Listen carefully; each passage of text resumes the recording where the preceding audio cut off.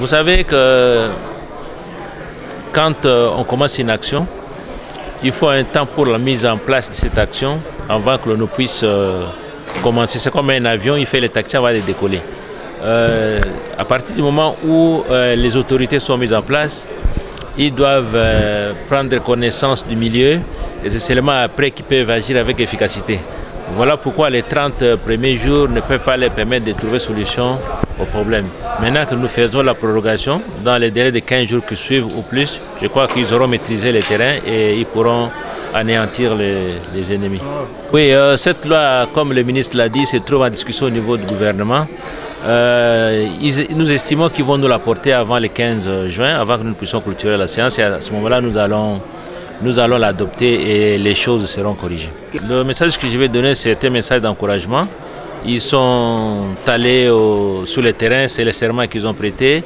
Ils doivent éradiquer le mal et nous sommes derrière eux, nous sommes de cœur avec eux. Nous sommes sûrs que les éléments qu'on a choisis, ils en ont la compétence et ils vont accomplir la mission qui leur est confiée. Merci.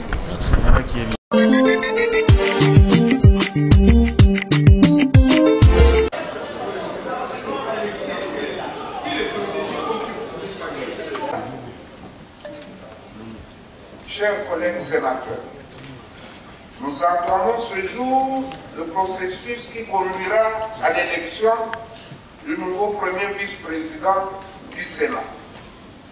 Je rappelle que ce poste est demeuré vacant depuis la démission de son ancien occupant. Je demande au rapporteur de donner d'abord la lecture de l'article 25 de notre règlement intérieur, ensuite la lecture de la décision se rapportant au processus de l'élection du nouveau premier vice-président du bureau du Sénat. Monsieur le rapporteur. L'élection des membres du bureau du Sénat. Il est tenu compte des critères de formation, d'expérience, de crédibilité et de l'honorabilité. Le bureau du Sénat. Il est tenu compte des critères de formation, d'expérience, de crédibilité et d'honorabilité. Les candidatures aux différents postes du bureau définitif sont présentées par les partis politiques, les regroupements politiques et par les sénateurs élus comme indépendants auprès du président du bureau provisoire en ayant 48 heures après l'ouverture du dépôt des candidatures. Le bureau provisoire affiche les listes des candidats aux différents postes du bureau définitif 24 heures après la clôture du dépôt des candidatures. Le président du bureau provisoire détermine par décision les dates de dépôt des candidatures et la durée de la campagne. Vu la Constitution telle que modifiée et complétée à ce jour par la loi numéro 11/002 du 20 janvier 2011 portant révision de certaines dispositions de la Constitution de la République démocratique du Congo du 18 février 2006.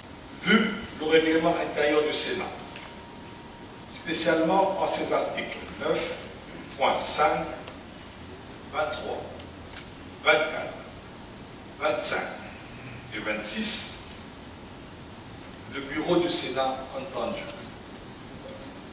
vu la nécessité et l'urgence, décide. Article 1er.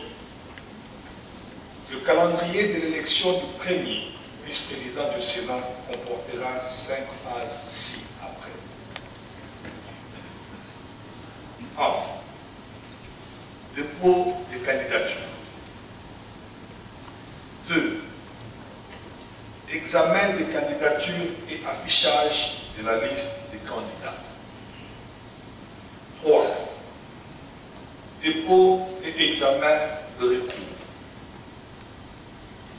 4. Campagne électorale. Audition des messages des candidats. 5. l'élection du premier vice-président du Sénat. Article 2.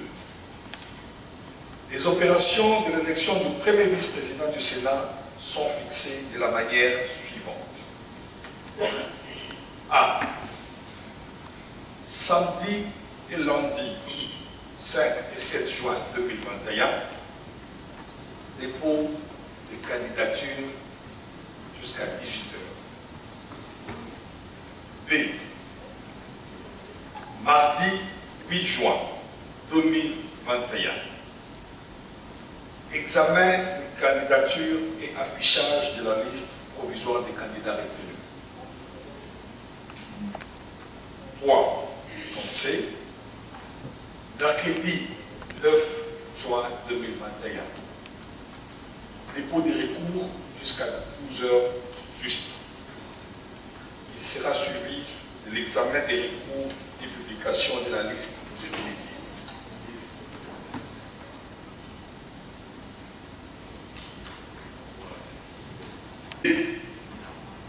Jeudi 10 juin 2021, les candidats.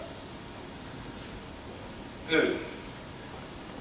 Samedi 12 juin 2021, élection du premier vice-président. Article 3.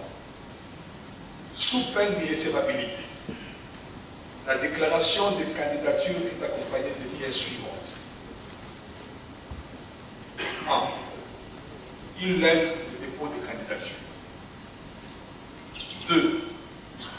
Une lettre de consentement de candidature signée par le parti politique ou le regroupement politique du candidat, sauf pour les cas de candidats indépendants.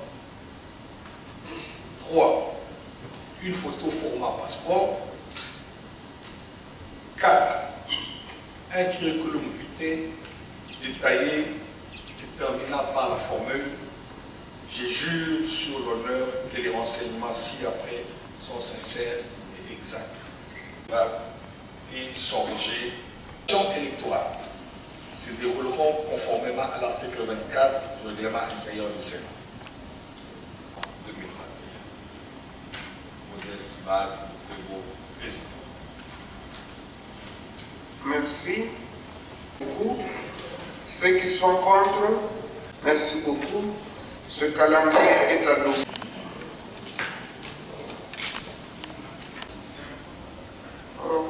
Le vote est engagé.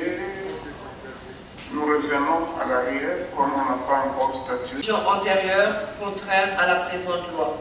Y a-t-il amendement à l'article 2? Il n'y en a pas. Qui sont pour, veuillez le manifester. Merci. Ceux qui sont contre. Article 3. Article 3. La pression. Amendement? Non. Qui adopte cet article? Qui sont pour? Merci. Ceux qui sont contre? Ceux qui s'abstiennent? Merci. L'article 3 est adopté. Nous allons passer à l'exposé des motifs. La situation sécuritaire et humanitaire qui prévaut depuis plus de 2 décennies. Un moment, rapporteur. Exposé des motifs. La situation sécuritaire et humanitaire qui prévaut depuis plus de 2 décennies dans la partie est de la République démocratique du Congo demeure préoccupante. Elle met en mal l'autorité de l'État et menace l'intégrité du territoire national tout en affectant le fonctionnement régulier des institutions de la République et en entraînant la perte de nombreuses vies humaines. Pour y faire face, le président de la République a proclamé l'état de siège dans les provinces de l'Ituri et du Nord Kivu par l'ordonnance numéro 021/015 du 3 juin 2021, conformément aux prescrits des articles 61, 85, 144 et 145 de la Constitution de la République du 18 février 2006, tel que modifié à ce jour. Compte tenu de l'ampleur de cette situation et pour consolider la nouvelle dynamique sécuritaire dans les 2 provinces, il s'avère impérieux de proroger, conformément aux articles de l'article 144 alinéa 5 de la Constitution, ce régime d'exception aux fins de permettre aux forces armées de la République démocratique du Congo de poursuivre le déploiement de leur plan. La présente loi autorise ainsi la prorogation de l'état de siège dans les provinces du Nord Kivu et de l'Ituri pour une période de 15 jours. Telle est l'économie générale de la présente loi.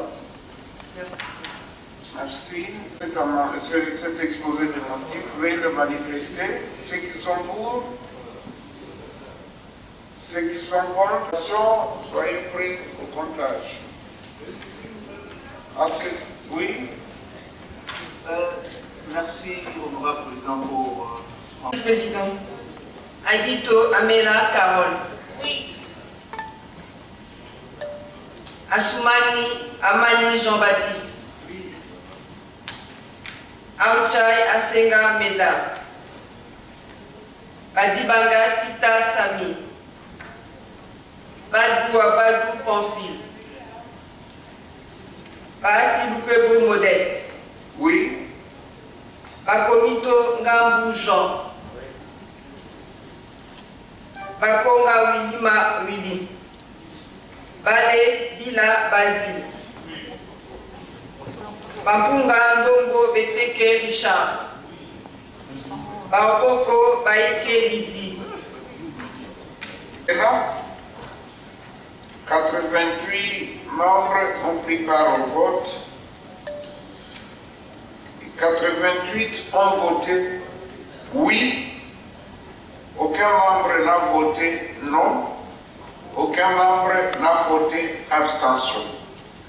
En conséquence, le Sénat a voté le projet de loi autorisant la prorogation de l'état de siège proclamé par l'ordonnance numéro 021/015 du 3 mai 2021. Il sera transmis au président de la République pour promulgation. Mes sincères félicitations. Chers collègues, nous sommes arrivés à la fin de la plénière. Merci pour la parole. Ici, il s'agit effectivement d'un exercice constitutionnel. Étant donné que l'ordonnance sur l'état de siège avait été prise et que les 30 jours accomplis, il faille que normalement que ce soit les deux chambres qui autorisent la prorogation. Voilà pourquoi nous nous sommes réunis aujourd'hui avant qu'il ne soit le 6 juin pour autoriser la prorogation. C'est ce qui a été fait. Nous avons prorogé donc de 15 jours l'état de siège. Quand on commence une action, il faut un temps pour la mise en place de cette action avant que l'on puisse commencer. C'est comme un avion, il fait les taxis avant de décoller. À partir du moment où les autorités sont mises en place, ils doivent prendre connaissance du milieu et c'est seulement après qu'ils peuvent agir avec efficacité. Voilà pourquoi les 30 premiers jours ne peuvent pas leur permettre de trouver solution au problème. Maintenant que nous faisons la prorogation, dans les délais de 15 jours qui suivent ou plus, je crois qu'ils auront maîtrisé le terrain et ils pourront anéantir les ennemis. Comment expliquer que vous prorogez sans que la loi sur les modalités d'application soit disponible?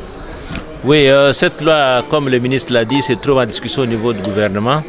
Nous estimons qu'ils vont nous l'apporter avant le 15 juin, avant que nous puissions clôturer la séance. Et à ce moment-là, nous allons l'adopter et les choses seront corrigées. Le message que je vais donner, c'est un message d'encouragement. Ils sont allés sur le terrain, c'est le serment qu'ils ont prêté.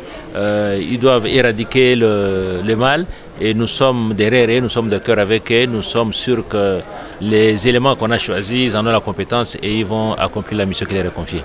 Mais vous êtes Congolais, je suppose.